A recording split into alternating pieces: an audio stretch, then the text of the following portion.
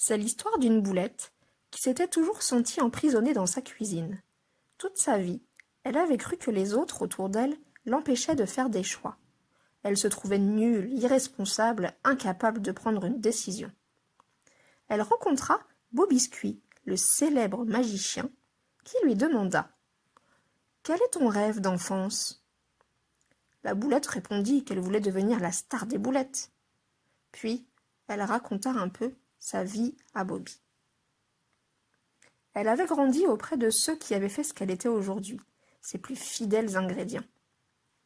D'abord, les 100 grammes de sucre. Ils étaient parfaitement autonomes, curieux de tout. Aussi, ils pouvaient choisir, créer et exploiter n'importe quelle pensée ou action indépendamment. Ils étaient une véritable source d'inspiration pour la boulette par le partage de leur savoir et de leur expérience. Après les 100 grammes de noix de coco, c'était parfaitement assemblé avec le sucre. Ils se caractérisaient par leur profond respect pour la boulette. Ils n'étaient jamais dans le jugement, en toutes circonstances, dans un universalisme à toute épreuve. Ensuite, les 10 grammes de farine les avaient rejoints. Ils étaient les stimulants officiels de la boulette.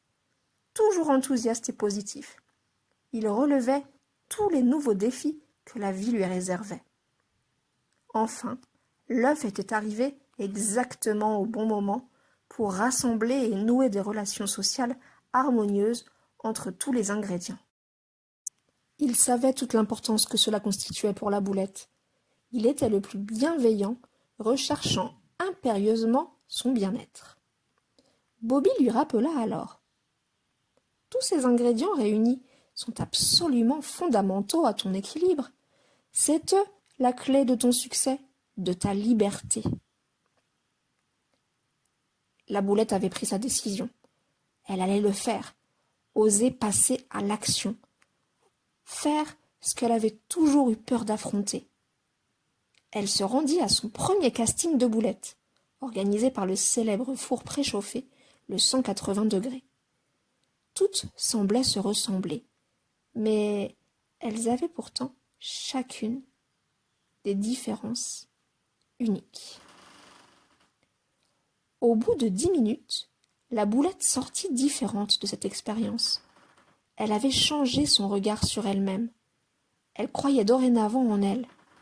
Elle ressentit alors une immense sensation d'alignement dans tout son esprit, dans tout son corps et dans tout son cœur. À peine 2 jours plus tard, la boulette reçut la réponse du casting. Elle était sélectionnée pour partager son histoire de courage incroyable sur un site internet de renommée internationale. Elle devint alors la plus célèbre de toutes les boulettes et eut beaucoup de petits disciples.